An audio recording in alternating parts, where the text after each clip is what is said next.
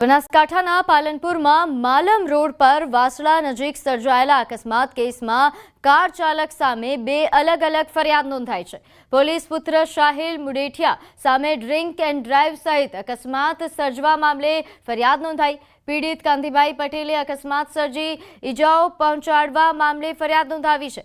તો તાલુકા પોલીસે દારૂ પીધેલી હાલતમાં કાર ચલાવવા મામલે પણ ફરિયાદ નોંધી છે. ઉલ્લેખનીય છે કે પોલીસની પ્લેટધારી કારે અકસ્માત સર્જ્યા બાદ પોલીસ પુત્ર સહિત કારમાં સવાર અન્ય યુવાનો રફુચક્કર થયા હતા, જેમાંથી એક વ્યક્તિને સ્થાનિક લોકોએ ઝડપી પાડ્યો હતો અને પૂછપરછ કરતા કાર ચાલકે દારૂ પીધા હોવાનું કબૂલ્યું હતું. તો આ તરફ કચ્છના અંજારમાં મહિલા એએસઆઈના હત્યાના આરોપીએ પોલીસ સામે આત્મસમર્પણ કર્યું. પોલીસે આરોપી પ્રેમીની ધરપકડ કરી. ગત રાત્રે એએસઆઈના પ્રેમીએ જ ઘરમાં ગળું દબાવીને હત્યા કરી નાખી. પોલીસના મતે ગઈકાલે રાત્રે લગભગ 10 વાગે એએસઆઈને તેના પ્રેમી વચ્ચે ઝઘડો થયો હતો, જેમાં ગુસ્સે ભરાયેલા પ્રેમીએ એએસઆઈની હત્યા કરી નાખી હતી. મરણ જનાર અરુણા જાદવ મૂળ સુરેન્દ્રનગરના દેરવાડાના વતની હતા અને અંજારની ગંગોત્રી સોસાયટીમાં રહેતા હતા. જે પ્રેમીએ ગળું દબાવી હત્યા કરી તે આરોપી દિલીપ એસઆરપીએફમાં ફરજ બજાવે છે. હાલ અંજારમાં ફરજ બજાવતી મહિલા એએસઆઈની હત્યાથી પોલીસ ખાતામાં દોડધામ મચી ગઈ છે. બંને 2001માં ઇન્સ્ટાગ્રામથી સંપર્કમાં આવ્યા હતા. બંને લિવ-ઇનમાં રહેતા હતા. તો આ તરફ મહિલા એએસઆઈના મામાનો મોટો આક્ષેપ છે કે મૃતકના માતા પિતા દિલીપ સાથે લગ્ન કરવા તૈયાર હતા, પરંતુ દિલીપના કુટુંબીજનો વિરોધમાં હતા. ગઈકાલે રાત્રે બંને અરુણાબેનના ઘરે હતા તે વખતે બંને વચ્ચે 10 વાગ્યાની આસપાસ ઝઘડો થયેલ હતો અને ઝઘડા બાદ આરોપી દિલીપ દ્વારા અરુણાબેનનું ગળું દબાવીને હત્યા કરવામાં આવેલ છે અને આરોપી પોતે અત્યારે સીઆરપીએફમાં કોન્સ્ટેબલ તરીકે ફરજ બજાવે છે. ત્યારબાદ આરોપી દ્વારા સવારે સામેથી અંજાર પોલીસ સ્ટેશન ખાતે સરેન્ડર કરવામાં આવેલું. મારા બેન બનેવી આ દીકરા સાથે લગ્ન કરવા સંમત હતા અને આ દીકરો જે દિલીપભાઈ શંકરભાઈ જાદવ ગામ ટોકરાળા એને મારી ભાણી સાથે 3-4 વર્ષથી કે સંબંધ હતો અને બે પ્રેમ સંબંધ નિભાવી એમનું શાંતિથી ગુજરાન ચલાવવા માંગતા હતા. અમે એ લોકોને મળી ચૂકેલા છીએ, પણ એ દીકરાના મમ્મી પપ્પા રાજી હતા, પણ દીકરાના જે કુટુંબીજનો એના દાદા, એનો દાદાનો દીકરો આ લોકો આમાં સંમત નહોતા, એટલે છોકરાઓના ઘરેથી અડધૂત કરેલા.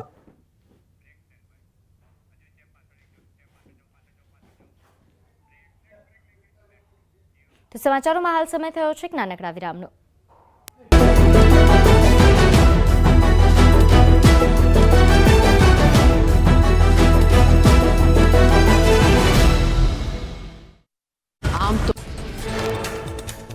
આગામી 7 દિવસ રાજ્યમાં ભારે વરસાદની આગાહી. હવામાન વિભાગે આજે અતિ ભારે વરસાદની કરી આગાહી. આવતીકાલે પણ ભારે વરસાદ રહેવાની શક્યતા. 21 થી 24 જુલાઈ રાજ્યભરમાં મધ્યમથી સામાન્ય વરસાદ રહેશે. વિરામ બાદ ફરી વરસાદી માહોલને લઈને અંબાલાલનું અનુમાન. કહ્યું, આજે બુધ વક્રી હોવાથી પડી રહ્યા છે વરસાદી ઝાપટા. સૂર્યનો પુષ્પ નક્ષત્રમાં પ્રવેશ થતા વરસાદી પાણી ખેડૂતો માટે સારું નીવડશે. ઓગસ્ટમાં વરસાદને લઈને અંબાલાલે કરી આગાહી. 6 થી 10 ઓગસ્ટ દરમિયાન વરસાદ થશે. 15 થી 17 ઓગસ્ટ વરસાદી ઝાપટા અને 19 ઓગસ્ટે વધુ વરસાદી ઝાપટાની આગાહી. 23 ઓગસ્ટ પછી પર્વતાકાર મેઘની કરી આગાહી. રાજ્યમાં ચાલુ વર્ષે મોસમનો સરેરાશ 51.37% નોંધાયો વરસાદ. કોઈપણ કટોકટીને પહોંચી વળવા વિવિધ જિલ્લામાં એનડીઆરએફની 12 અને એસડીઆરએફની 20 ટુકડીઓ તૈનાત. 22 જુલાઈ સુધી દરિયો ન ખેડવા માછીમારોની સૂચના. સરદાર સરોવર નર્મદા ડેમની સપાટીમાં વધારો. નર્મદા ડેમની સપાટી 121.85 મીટરે પહોંચી. ઉપરવાસમાંથી 75,329 ક્યુસેક પાણીની આવક સામે 39,522 ક્યુસેક પાણીની જાવક. 24 કલાકમાં સપાટીમાં 30 સેન્ટીમીટરનો વધારો. રાજસ્થાનના અજમેરમાં સતત ભારે વરસાદથી જળબંબાકાર. સતત વરસાદના કારણે આના સાગર ચોપાટી વિસ્તારમાં પૂર જેવી સ્થિતિ. રસ્તાઓ બેટમાં ફેરવાયા. આકાશી દ્રશ્યો આવ્યા સામે. આણંદ જિલ્લામાં 5 દિવસના વિરામ બાદ ફરી મેઘરાજાની એન્ટ્રી. આણંદ, કરમસદ, વિદ્યાનગર સહિત ગ્રામ્ય વિસ્તારમાં પડ્યો વરસાદ. લોકોને ગરમીથી મળી રાહત. ખેડા જિલ્લાના વાતાવરણમાં આવ્યો પલટો. ભારે ઉકળાટ વચ્ચે નડિયાદ શહેરમાં વરસ્યો ધોધમાર વરસાદ. વાતાવરણમાં ઠંડક પ્રસરી. પાક માટે આશીર્વાદ રૂપી વરસાદથી ખેડૂતોમાં આનંદ. અમરેલી જિલ્લાના ધારી અને આસપાસના ગ્રામ્ય વિસ્તારોમાં વરસાદી ઝાપટા. ધારી શહેરમાં ભારે બફારા વચ્ચે વરસ્યો વરસાદ. વાવેતર બાદ અમી છાંટણા થતાં ખેડૂતોમાં ખુશીનો માહોલ. જૂનાગઢ શહેરમાં બપોર બાદ વાતાવરણમાં આવ્યો પલટો. 5 દિવસના વિરામ બાદ ફરી વરસાદી માહોલ. રસ્તાઓ પર ફરી વળ્યા પાણી. ભવનાથ વિસ્તારમાં વરસ્યો ધોધમાર વરસાદ.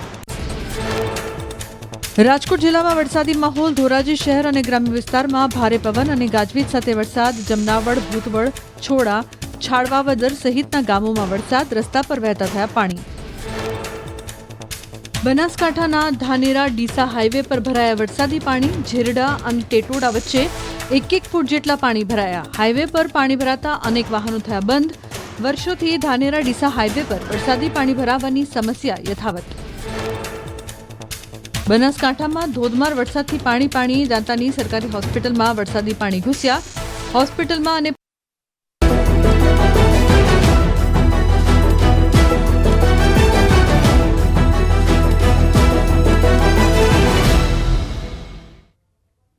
વિરામ બાદ આપનું સ્વાગત છે. આગળ વાત કરીએ. રાજ્યના મુખ્યમંત્રી હવે સીધા જ લોકો સાથે વાત કરી રહ્યા છે.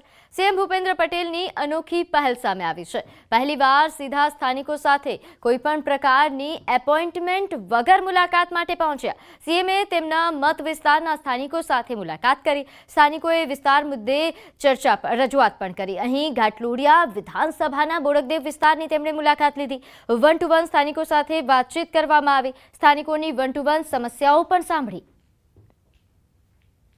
રાજ્યના મુખ્યમંત્રી ભૂપેન્દ્ર પટેલ પોતાના જે મત વિસ્તાર છે તે ઘાટલોડિયા મત વિસ્તારના બોડકદેવ વિસ્તારમાં સ્થાનિકો સાથે સીધી ચર્ચા કરી રહ્યા છે અને સ્થાનિકોની સમસ્યા સીધી રીતે સાંભળી રહ્યા છે. કદાચ પહેલી વખત એવું બનતું હશે કે રાજ્યના મુખ્યમંત્રી એ પોતાના મતદારો પાસે સામેથી જાય છે અને પોતાની જે સમસ્યાઓ જાણવાનો પ્રયાસ જોડાઈ શકો છો. હું જ્યાં ઊભો છું એ બોડકદેવ વિસ્તારમાં છે. આપમાં સીએમને મળ્યા છો. ખાસ કરીને કદાચ પહેલી ઘટના હશે કે કોઈ સીએમ સીધા કોઈ મતદારોને સીધી રીતે વાતચીત કરતા હશે. કેવો અનુભવ રહ્યો? શું આપણી રજૂઆત કઈનો પ્રત્યુત્તર આપને મળ્યું? મારો પ્રશ્ન રજૂઆત કર્યો જે ઓડા ગાર્ડનો છે એમાં બધા જે દીકરીઓને ફસાવવામાં આવે છે એ બધા પ્રશ્નો રજૂ કર્યા. સરે સરસ રીતે સાંભળ્યું અને કે મેં 3 વાર કીધું કે સાહેબ આ પ્રશ્ન લીધા જેવો છે. દીકરીઓ બહુ કાલ મારી બી દીકરીઓ મોટી થશે, કાલ જશે, ફસાવવામાં આવશે, એટલે આ પ્રશ્ન ધ્યાનમાં લેજો તમે. એટલે સર કે ચોક્કસ હું ધ્યાનમાં લઈ. બહુ સરસ રીતે મને એમનો પ્રત્યુત્તર મળ્યો. આવો બનાવ જોયો કે જે મુખ્યમંત્રી સામેથી મળ્યા હોય. અમારે બિનોરીની બાજુમાં ગાર્ડન છે, એ ગાર્ડનની અંદર પાણી ભરાય છે અને પાણીથી અમારે બેઝમેન્ટમાં આવે છે.